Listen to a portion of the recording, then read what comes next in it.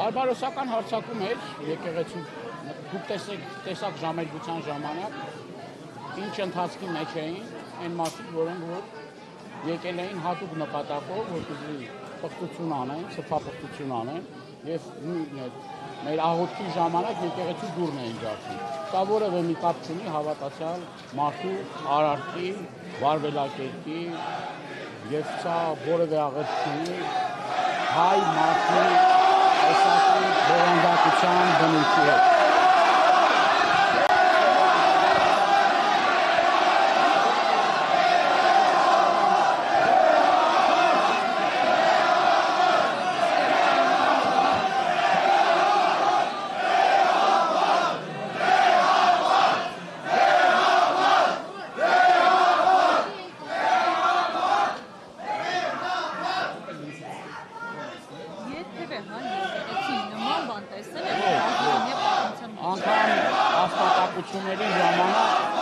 Չի եղել, երկու օր առաջ Միքայել Սրբազանի մոտ էի և Միքայել Սրբազանը ինչ հիշեցրեց թուրքական երկու օկուպացիայի ժամանակ անգամ թշնամին 7 վերք եկեղեցու պատմությունն էր պատմում, անգամ թշնամին այդ ժամանակ միջամտություն չի կատարել եկեղեցու ժամերգության կամ պատարագի կամ որևէ արարողության հետ եկեղեցու զանգերը շարունակել են ղողանջեն Ընդամենը այդ ընթացքը դադարել է ավերիչ երկրաշարժի ժամանակ, երբ որ դեկտեմբերի 7-ին, գիտեք 88 թվականի եկեղեցին ավիրվել էր եւ առաջի գործը եղել է զանգը վերականգնելը, զանգերը վերականգնելը եւ ելի 2 օր հետո զանգերը ղողանջել են։ Դուք տեսնում եք ինչ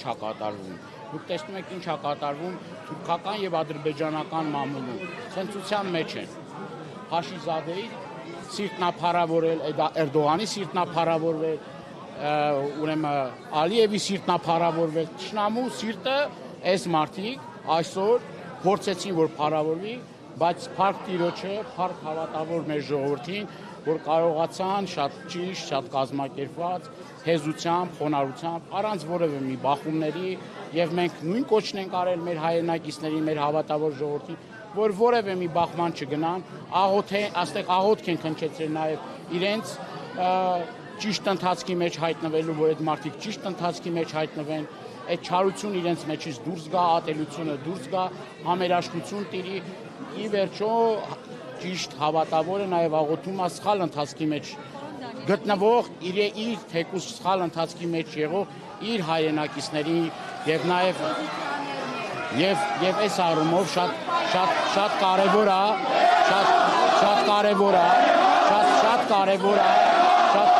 է, որ մենք կարողանանք այն մարդիկ, որոնք որ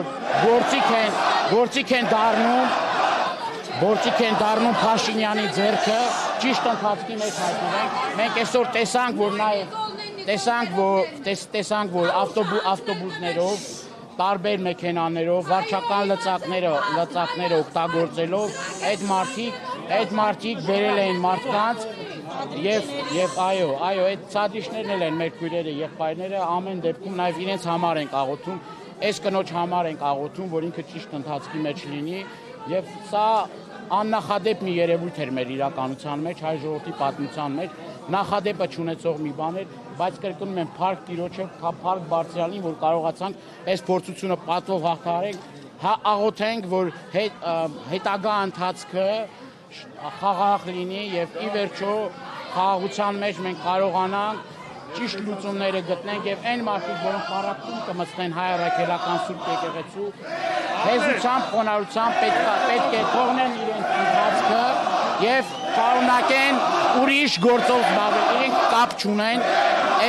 կապ չունեն հայ առաքելական Սուրբ եկեղեցու հետ։